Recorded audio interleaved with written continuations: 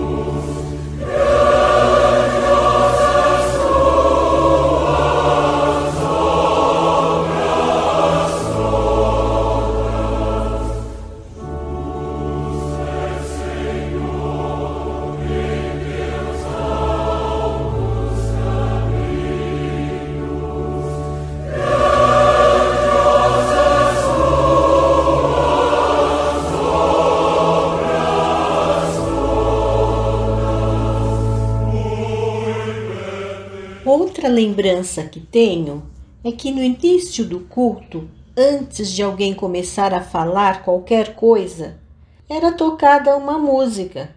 Todos ficavam em silêncio, muito silêncio. Ninguém cantava nessa hora. Tinha que ficar bem quietinho. Era uma música só para ser ouvida. Às vezes eu via as pessoas fecharem os olhos enquanto essas músicas eram executadas. Durante o ano aconteciam alguns cultos um pouco diferentes. Nos primeiros domingos de cada mês tinha Santa Ceia. As crianças não podiam participar. Era uma dura missão para os diáconos e para os pais convencerem os pequenos. Em alguns cultos aconteciam batismos e profissão de fé. E uma vez por ano, em datas específicas, as celebrações da Páscoa e do Natal, e os cultos festivos de comemorações do aniversário da igreja, do Dia das Mães, do Dia dos Pais. Havia músicas específicas para cada uma dessas ocasiões que citei. É o que me lembro dos cultos da minha infância e até um pouco da minha adolescência e juventude era assim. Nossa, quase me esqueci de falar sobre o instrumento musical utilizado nos cultos nessa época. Era o harmônio. Vale a pena recordar o som produzido por ele. Foi num harmônio que comecei a tocar nos cultos e na escola dominical, ainda na minha adolescência. É uma das cenas que permanece bem viva na minha memória. Vamos ouvir o som desse instrumento?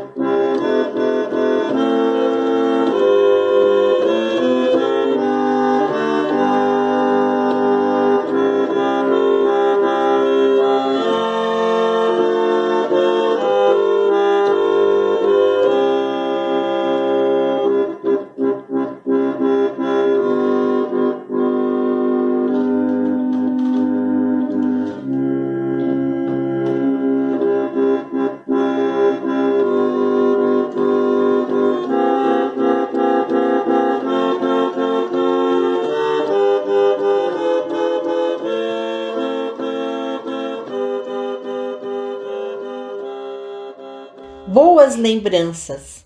Agora, sem esquecer do passado e nos voltando para o tempo presente, vamos iniciar o Falando em Música de hoje com o tema Música e Liturgia.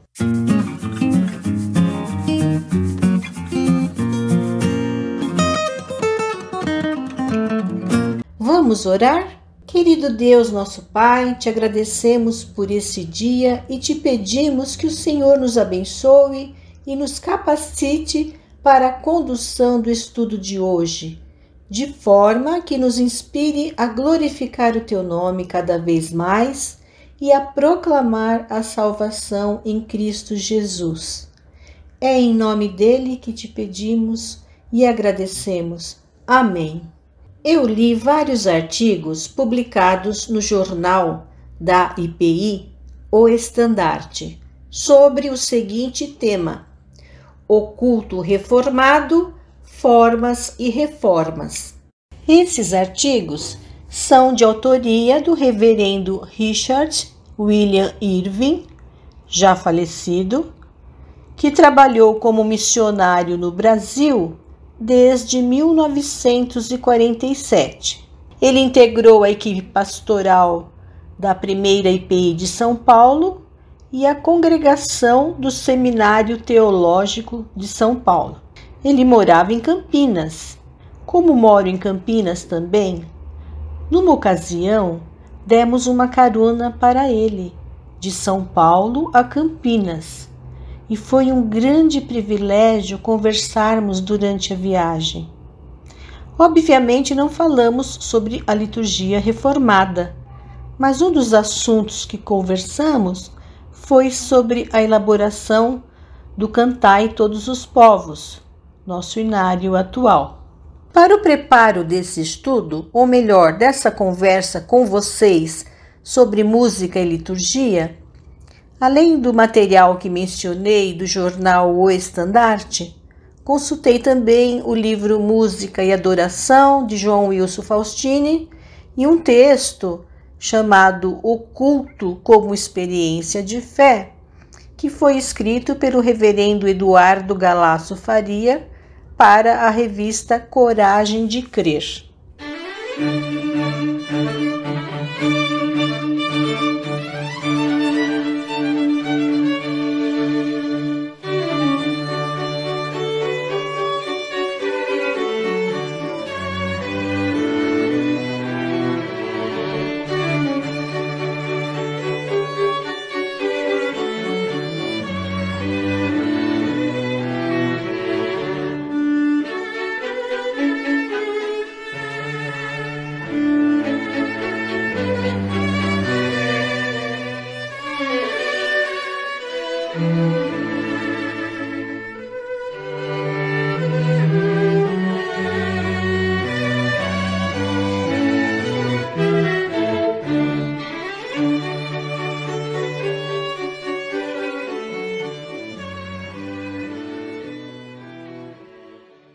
Igreja reformada, sempre se reformando de acordo com a palavra de Deus.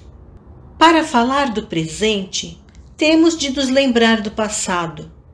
Estamos nos aproximando do mês de outubro, no qual comemoramos nossa herança protestante na grande reforma religiosa do século XVI, que trouxe mudanças na maneira de ser cristão e de ser igreja. Ao evocar o passado, descobrimos nossas raízes, quem somos, a quem pertencemos e para onde estamos indo.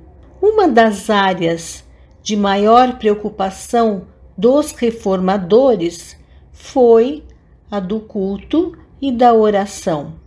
Estamos acostumados a ouvir a palavra liturgia, mas sabemos o real significado dessa palavra? Podemos até arriscar e dizer que liturgia é tudo o que acontece no culto, ou que é a ordem do que acontece no culto.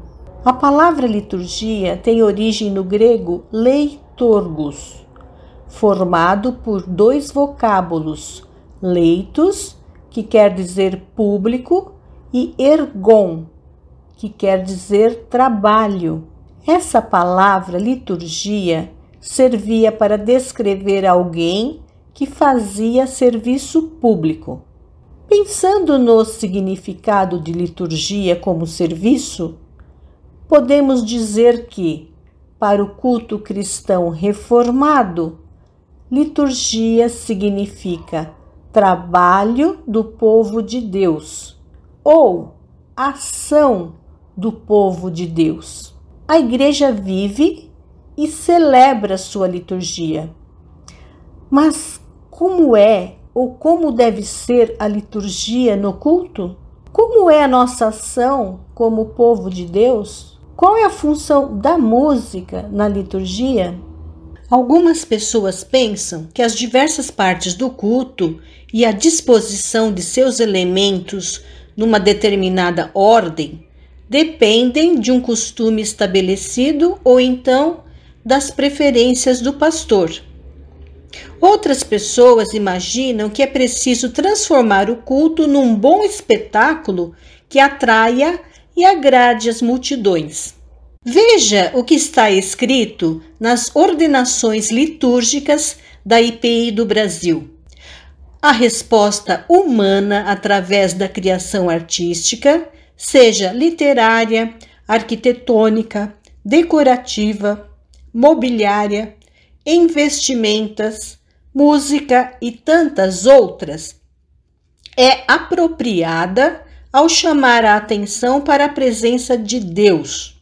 Manifestações artísticas adequadas não só evocam a presença divina, como desenvolvem nos adoradores a consciência da realidade da graça de Deus. No entanto, ao chamarem demasiadamente a atenção para si mesmas e sua beleza, como fim em si, podem se tornar idolátricas. A pessoa responsável pela liturgia é o pastor da igreja. É importante que ele, o pastor, esteja atento às músicas a serem cantadas no culto. O pastor pode delegar essa responsabilidade para alguém que tenha conhecimento adequado para isso. Na construção da liturgia, a escolha das músicas a serem tocadas e cantadas deve ser de acordo com o tema do culto. Essa escolha sempre deve ser feita com muito cuidado para evitar a utilização de músicas com letras doutrinariamente equivocadas, que exaltam o poder, o dinheiro, a competição, a fama, o sucesso, o egocentrismo. Além dessa preocupação com a doutrina, devemos evitar também cânticos com palavras superficiais e repetitivas, que não apresentam a rica revelação bíblica do caráter de Deus e ignoram seus infinitos atributos. A escolha adequada das músicas é algo muito sério. As igrejas de tradição reformada organizam suas liturgias em torno do calendário cristão. O calendário cristão tem início no primeiro domingo do Advento. O ano cristão celebra os atos de Deus em Cristo, o nascimento, batismo e morte do Senhor Jesus, bem como seu envio do Espírito Santo para a Igreja e a sua segunda vinda. O ano cristão se desenvolve por 3 ciclos e 2 períodos: o ciclo semanal do domingo, o ciclo do Natal, também chamado ciclo da luz, e o ciclo pascal, também chamado ciclo da vida. O ciclo do Natal e o ciclo pascal são separados um do outro pelos 2 períodos do tempo comum. Aproveitando que estamos falando do calendário litúrgico, para cada período do ano cristão há uma cor para simbolizá-lo. São as cores litúrgicas: branco, azul, dourado, vermelho, vermelho escuro ou escarlate, roxo ou violeta, preto e verde. Essas cores são usadas para paramentos, toalhas e outros aparatos do templo. Cada cor tem um significado em conformidade com o calendário cristão. Voltando então ao nosso foco principal, que é música e liturgia. Há uma infinidade de músicas de boa qualidade para cada momento do culto, para cada celebração do calendário cristão. São hinos, salmos e cânticos contemporâneos para serem cantados tanto pela congregação quanto pelo coral ou outros grupos musicais da igreja. É importante que a igreja cante como congregação, não só o coral ou outros grupos musicais, mas a congregação deve cantar, e na liturgia é importante que ela participe várias vezes do momento de culto cantando. O inário Cantai Todos os Povos contempla os hinos históricos e os cânticos contemporâneos. Tanto através dos hinos antigos como através dos cânticos contemporâneos, podemos nos comunicar com Deus. A música litúrgica é uma forma de expressão da fé e da vida cristã.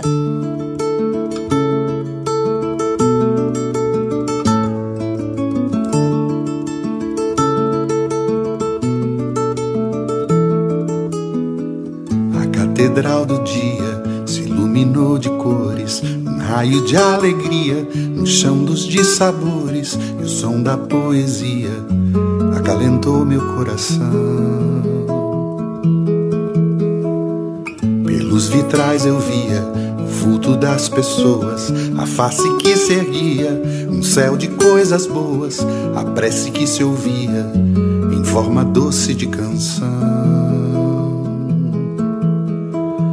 É Deus quem nos convida a não ficar sozinhos, a dar e receber a mão, a descobrir caminhos, história repartida, a voz, a mesa, o vinho, o pão,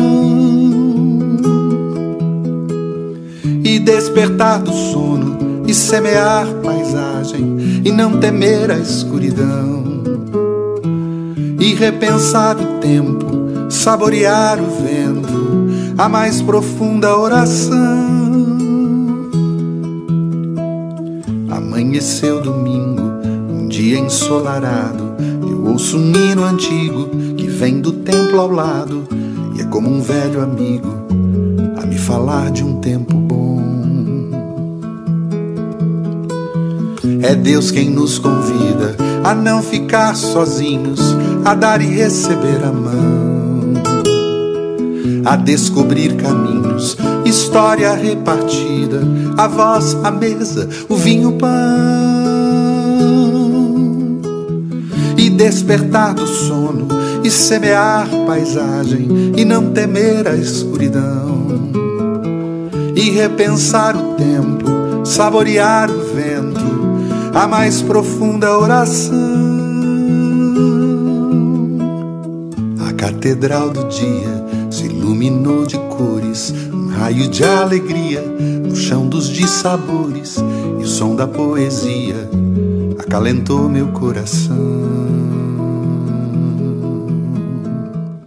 Essa música, intitulada Catedral do Dia, de Jorge Camargo e Gladir Cabral, me transporta para a celebração de um culto no domingo de uma manhã ensolarada, numa igreja iluminada pelas cores refletidas através dos vitrais.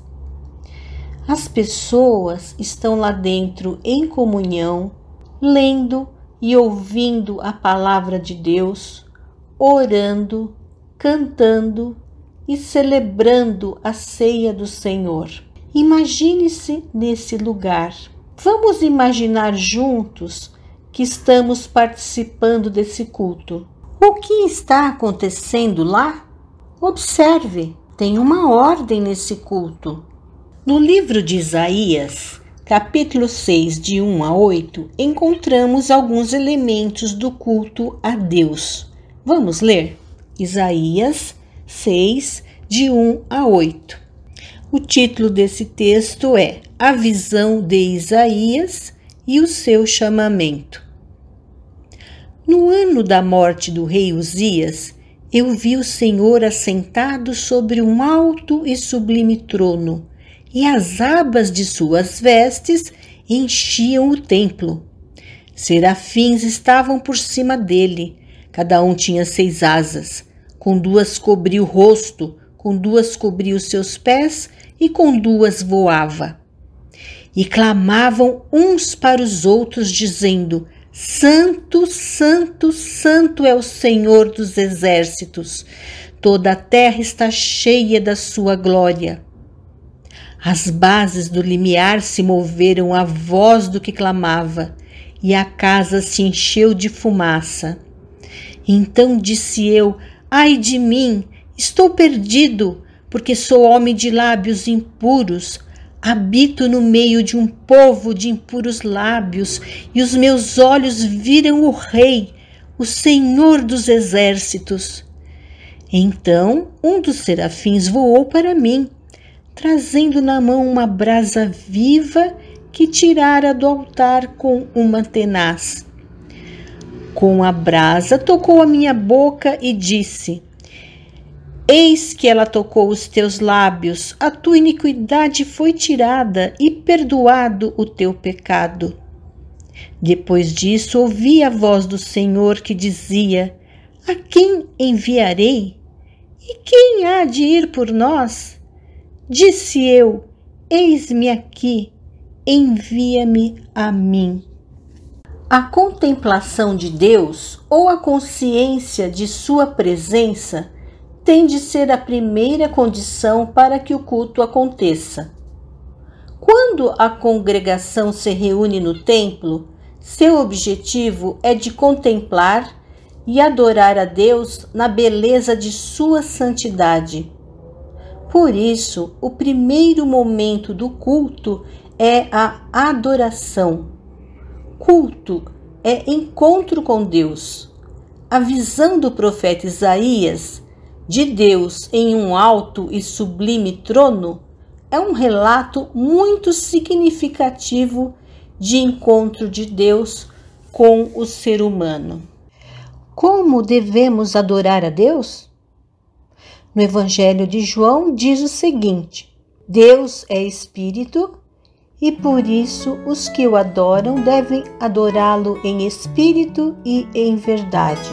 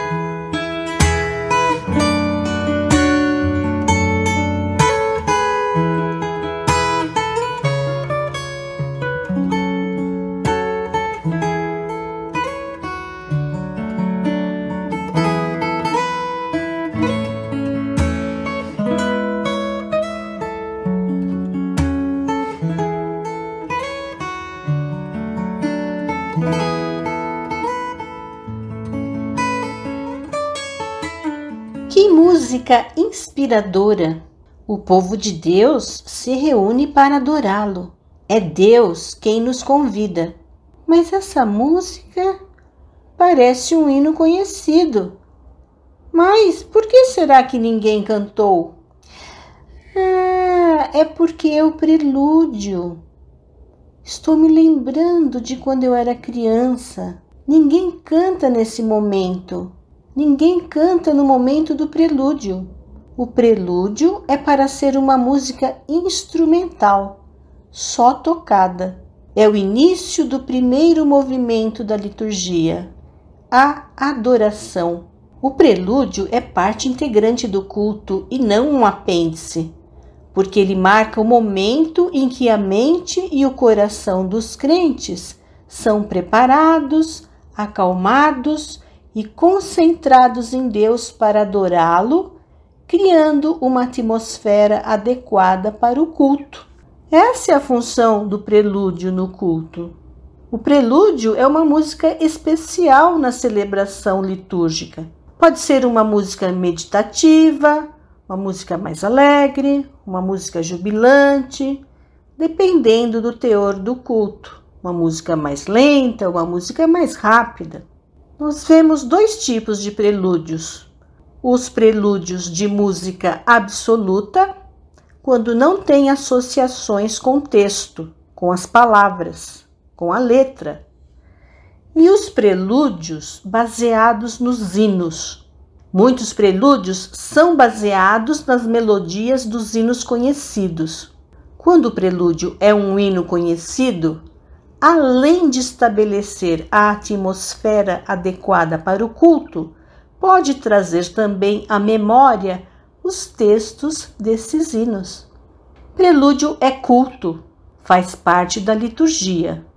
Por isso é importante que as pessoas estejam no templo desde esse momento de adoração, que sejam pontuais para adorar o Senhor como povo de Deus, todos juntos, em comunhão. É hora de oração, de adentrar no mundo espiritual. Além da pontualidade das pessoas, é essencial que quem vai executar o instrumento musical, seja qual for o instrumento, pode ser o piano, o órgão, o violão, a flauta, que o músico se prepare muito bem. O prelúdio deve ser bem escolhido e bem executado, para que realmente edifique a igreja. Deus nos redimiu e nos convida para adorá-lo, para servi-lo e para ter comunhão com ele. É Deus quem toma a iniciativa. É Deus quem nos convida. Vamos ler Romanos 5:8, que diz assim: Deus prova o seu próprio amor para conosco pelo fato de ter Cristo morrido por nós, sendo nós ainda pecadores. Deixe seus pensamentos se voltarem somente para o Senhor e solte sua voz. Deixe o celular no modo avião ou o desligue. Nada pode perturbar esse momento. É Deus quem nos convida. Ele nos tem concedido o privilégio de cultuá-lo. Na carta aos Hebreus 10:22, diz o seguinte: aproximemo-nos com sincero coração, em plena certeza de fé, tendo o coração purificado.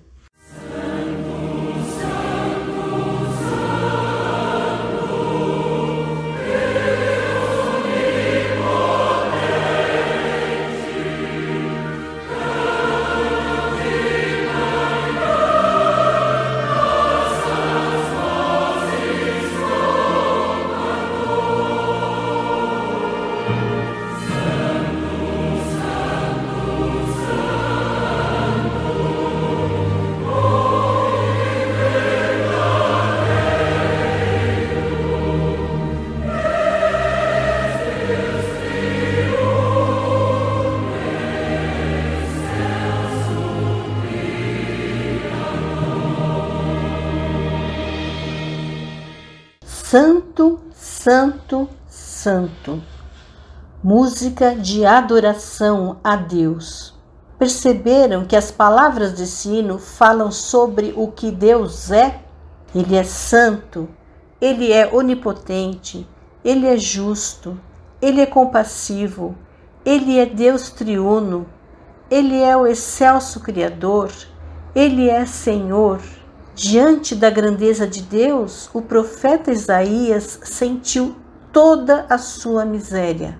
Frente à santidade de Deus, o ser humano toma consciência de seu pecado. O profeta Isaías reconheceu que era pecador e que habitava no meio de um povo de lábios impuros. Na liturgia, esse é o momento de contrição, o momento de confessar os nossos pecados a Deus e pedir-lhe perdão. João Calvino definiu a oração como o principal exercício da fé, com fundamento na prática da igreja primitiva. Veja Atos 2,42. E perseveravam na doutrina dos apóstolos e na comunhão, no partir do pão e nas orações.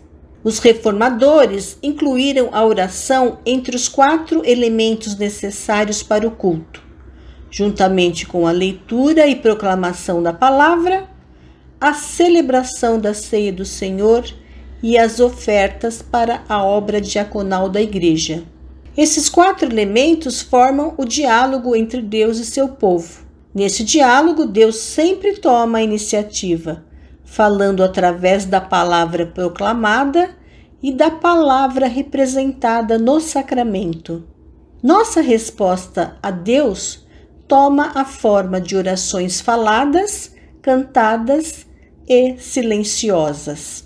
Martinho Lutero descreve o culto como um diálogo entre Deus e seu povo. Ele disse o seguinte: nosso querido Senhor, Ele mesmo, nos fala através de sua santa palavra e nós respondemos a Ele através de orações e hinos. Nesse diálogo, que é o nosso culto, a oração litúrgica pode ser falada de forma espontânea ou lida, pode ser silenciosa e pode ser cantada.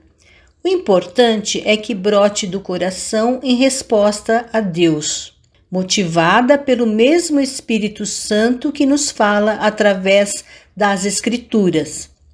No culto reformado, há vários tipos de oração, de acordo com seu sentido e seu lugar próprio no ritmo litúrgico do culto. São orações de invocação, adoração, confissão, gratidão, intercessão, súplica, clamor, dedicação e louvor. Vamos ouvir uma oração cantada, a oração que Jesus ensinou aos seus discípulos.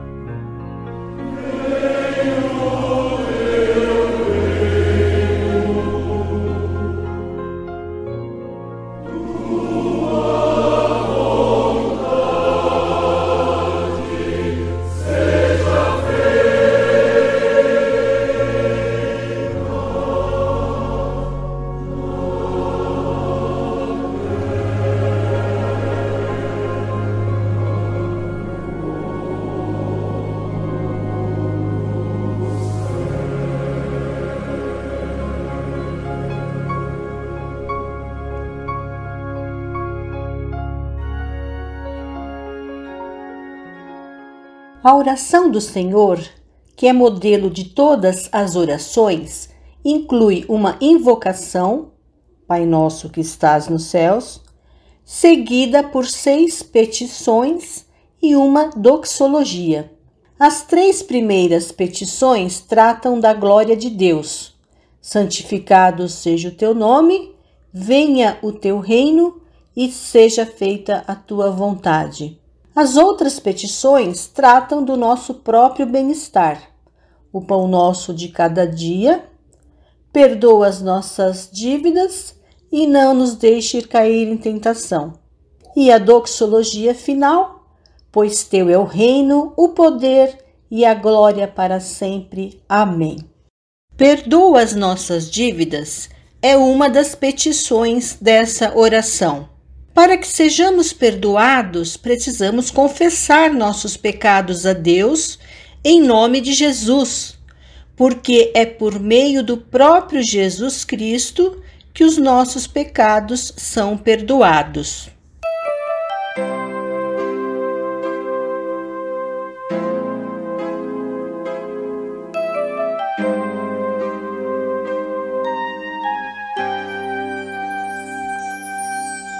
Pai, que bom seria neste mundo se o amor fosse profundo e o louvor mais dedicado a Ti. Eu não teria que olhar tristonho e ver a vida que sonho tão longe de mim. E as ações e frustrações de um corrupto permeiam horas de luto, frutos do inimigo atroz, que atrás de qualquer servo espreita e, se podendo, aproveita, e eis um pecado a mais. Se confessarmos os nossos pecados, Ele é fiel e justo para nos perdoar os pecados e nos purificar de toda injustiça. Ao confessar o seu pecado, o profeta Isaías foi purificado por uma brasa tirada do altar. Quando somos perdoados, manifestamos nossa alegria e gratidão pela bênção do perdão divino.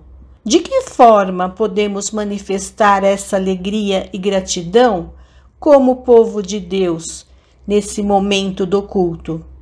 Cantando salmos, hinos ou cânticos de louvor.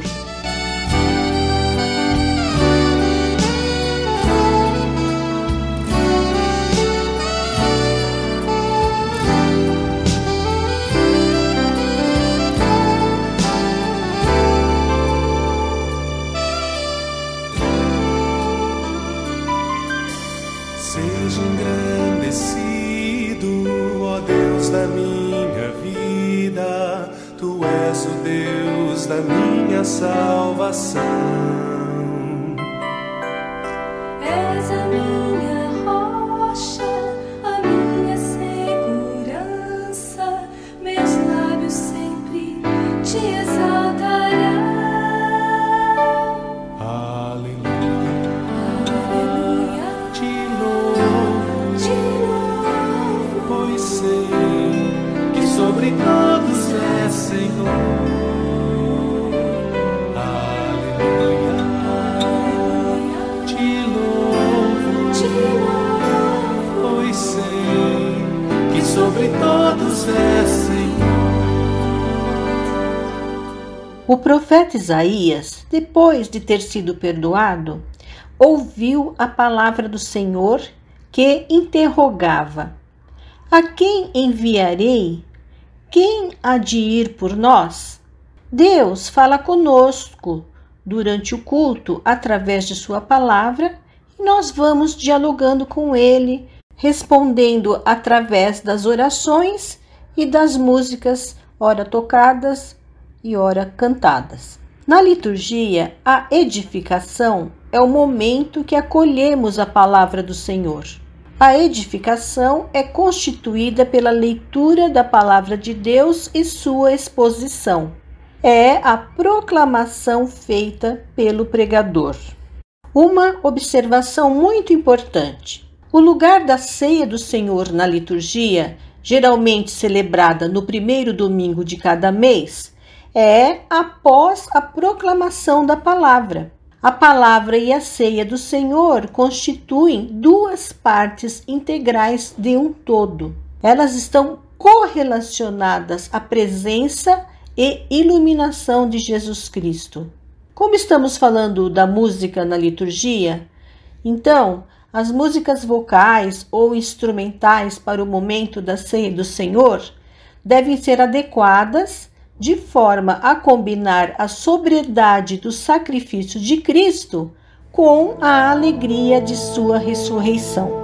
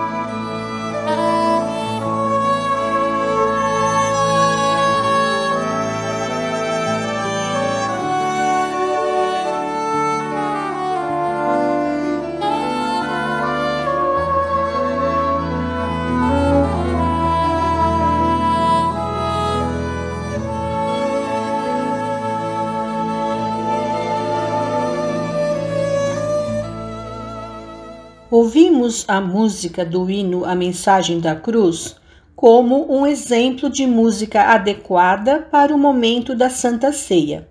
Embora só tocado, um hino conhecido permite que as pessoas sejam edificadas porque sua letra vem à memória enquanto escutam a música.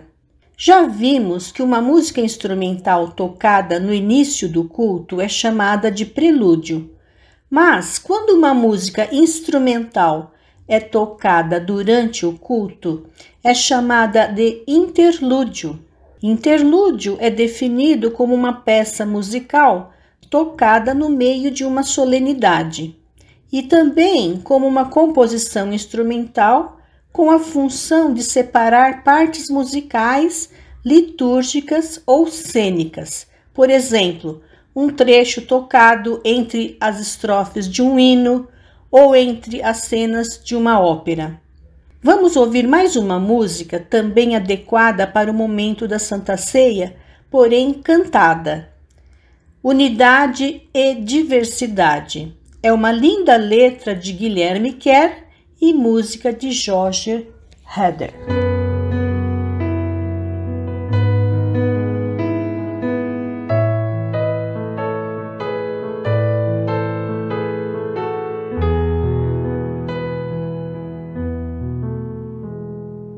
Da multidão dos que creram, era só o coração e a alma, uma somente, uma semente, somente uma esperança brotando dentro da gente. Nosso era o pão cada dia, nosso era o vinho, santa folia.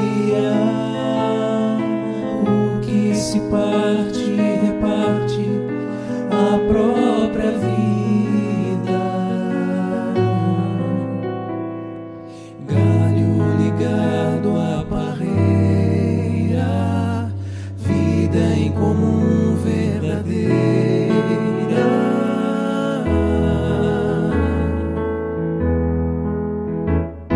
Sempre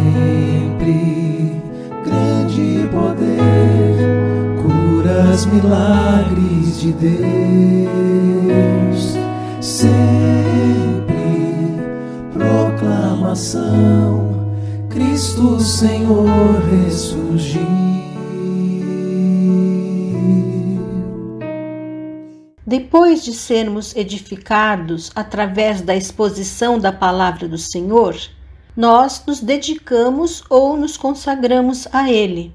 Diante da palavra de Deus, Isaías respondeu: Eis-me aqui, envia-me a mim. O que se espera como resposta do povo de Deus após a exortação ou ensino do Evangelho é sua dedicação ou consagração ao trabalho do Senhor. Essa resposta é normalmente dada através de um hino coletivo, quando todos têm a oportunidade de responder aos diversos chamados de Deus no transcorrer do culto. Este é o momento apropriado tanto para a consagração de nossa vida ao serviço do Senhor, como para que sejam recebidas as oferendas trazidas à casa do Senhor, ou seja, os dízimos e as ofertas. E se a igreja tem o costume de fazer o culto das primícias, também é o momento.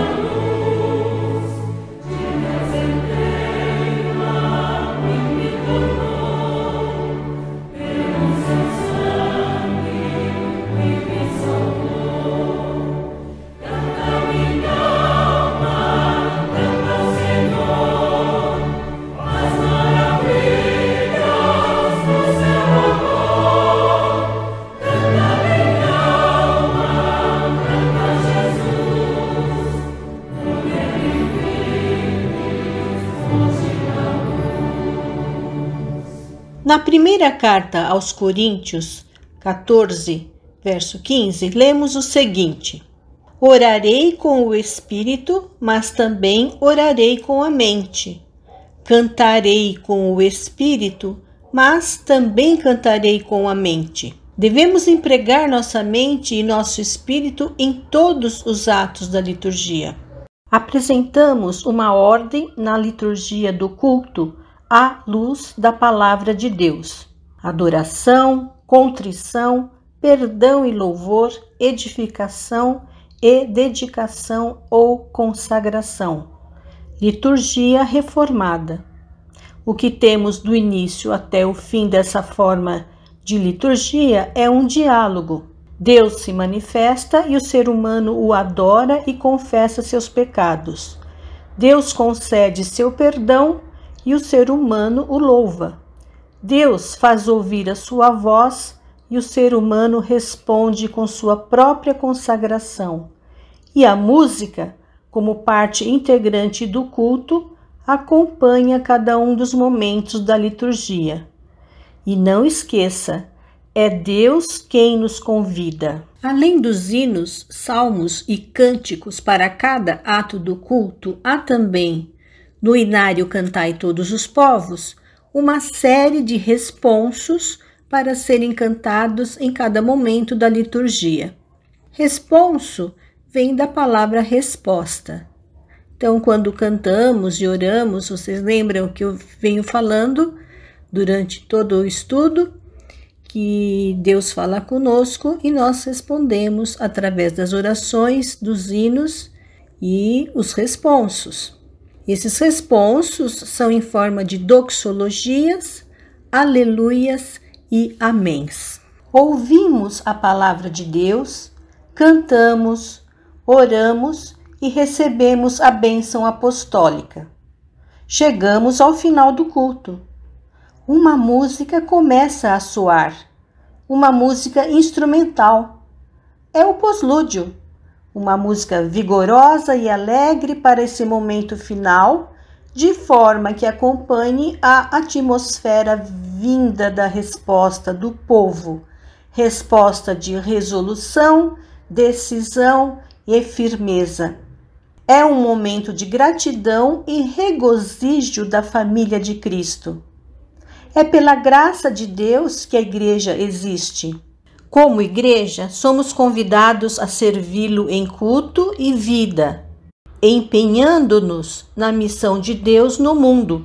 Rendemos ações de graças ao Senhor e nos abençoamos uns aos outros quando, juntos, anunciamos os poderosos atos de Deus, que nos chamou da escuridão para a sua maravilhosa luz.